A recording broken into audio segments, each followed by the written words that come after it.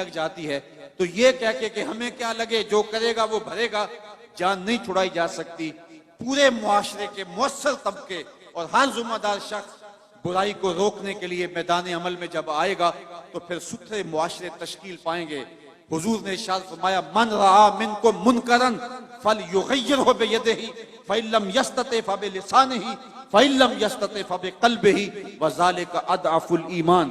فرمایا تم میں سے اگر کوئی شخص برائی ہوتے دیکھے تو وہ ہاتھ سے روکے، ہاتھ سے نہیں روک سکتا تو زبان سے روکے، یہ طاقت بھی نہیں ہے تو پھر دل سے برا جانے، اور یہ سب سے کمزور ترین ایمان کی علامت ہے۔ لیکن ہم دل سے بھی برا نہ جانیں، ہم غنڈے بدماش اور برائی کو پھیلانے والے کو جھک جھک کے سلامیاں پیش کر رہے ہوں تو معاشرتوں میں کبھی بھی پاکیزگیاں نہیں آ سکتی۔ ہم روزانہ اپنے رب سے وعدہ کرتے ہیں وَنَخْلَعُ وَنَتْرُكُ مَنْ يَفْجُرُكُ، یہ دعائے قنوت میں روز پڑھتے ہیں، اے اللہ جو تیرے حکموں کا باغی ہوگا ہمارا اس سے کوئی تعلق نہیں ہوگا۔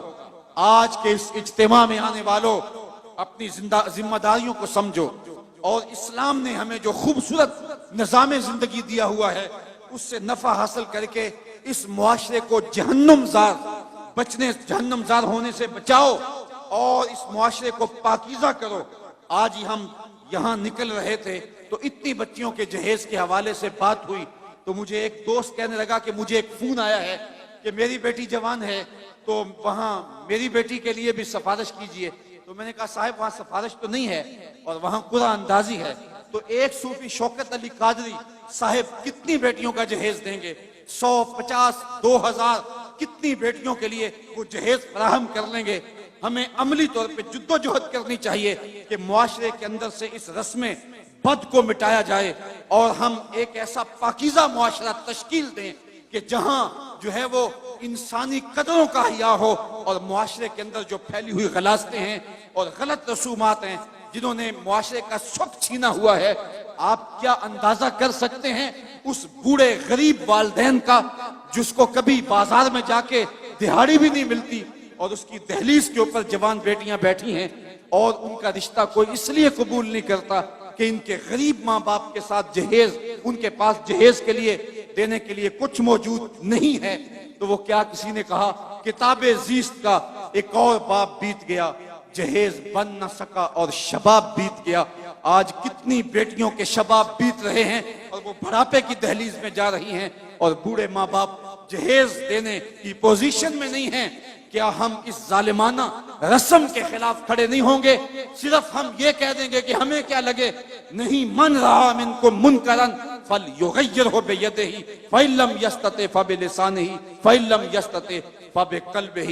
یہ ہماری ذمہ داری ہے کہ ہم باطل جو ہے وہ نظام کے خلاف، باطل فکر کے ساتھ اور معاشرتی برائیوں کے خلاف پوری قوت کے ساتھ کھڑے ہو کر کے ایک پاکیزہ معاشرت کی تشکیل کے لیے کوشاں ہو جائیں۔ بے مقصد زندگی گزارنے کا کوئی فائدہ نہیں۔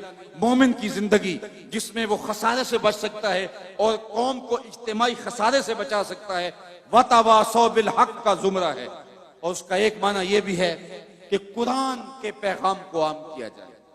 آج ہمارا اللہ ماشاءاللہ جو ہماری مجموعی فکر ہے وہ قرآن مجید کی فکر کے ابلاغ کو چھوڑ چکی ہے۔ ہمارا انداز یہ ہے کہ قرآن جس مقصد کے لیے نازل ہوا تھا آج ہم اس کو ترک کر چکے ہیں۔ قرآن مجید ایک زندہ کتاب ہے، اتنا خوبصورت نصاب کسی قوم کے پاس نہیں ہے۔ نصاب حیات، نصاب زندگی، منشور حیات کسی قوم کے پاس نہیں ہے، لیکن اس کے باوجود آج ہم دنیا کے اوپر رسوا ہو رہے ہیں۔ اتنی خوبصورت تھیوری ہونے کے باوجود ہم رسوا کیوں ہو رہے ہیں؟ اس لیے کہ اس تھیوری کے مطابق ہمارا پریکٹیکل نہیں، ہماری زندگی اس قرآن کی تعلیمات کے مطابق نہیں گزر رہی۔